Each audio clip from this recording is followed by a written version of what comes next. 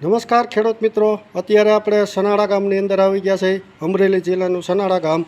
અને મહેશભાઈને આપણે જે કપાસની અંદર જે હુકમની રાણી મારવાની છે, તો વિશેષ તો જાણ સૌથી મહત્ત્વનું જો રિઝલ્ટ દેતું હોય અને આનું જે રિઝલ્ટ ખેતરથી બોલે છે ખેડૂત, તો મહેશભાઈ આનું રિઝલ્ટ તમને કેવું લાગે છે? હુકમની રાણી કપાસમાં માર્યા પછી આ હુકમની રાણી સાટ્યા સિવાય બીજી એકી દવા લેવાય નહીં, આ જ દવા લેવાય. બરોબર છે. તો બીજા ખેડૂતોને ખોટા ખર્ચામાંથી દવા એ કામ અનેક મહેશભાઈ છે. તો જે 2-3 જાતની દવા તમારે જે મિશ્રણ કરવી પડે ન કરવી પડે, દવા એ કામ અનેક.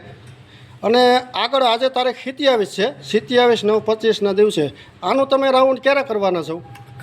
કાલે કરવાના છો. ફરીથી આપણે આ ફિલ્ડ ઉપર ફરીથી મળશું અને આનું રિઝલ્ટ ખેતરથી આપણે ફરીથી આ શૂટિંગ કરશું અને બતાવશું બીજા પણ ખેડૂતોને. કારણ કે જ્યાં જ્યાં ખેતરમાં લાગે છે બાજુવાળા ખેતરવાળા લેવા આવે. અને અમે ગેરંટી દઈએ છીએ કે કોઈ પણ જીવાત હોય, માત્ર દવા એક, મરચી હોય, કપાસ હોય, શાક બકાલ હોય, કોઈ પણ વસ્તુમાં હાલે છે. અને ખેતરથી જે આપણે રિઝલ્ટ આપે છે એ આ હુકમની રાણી છે.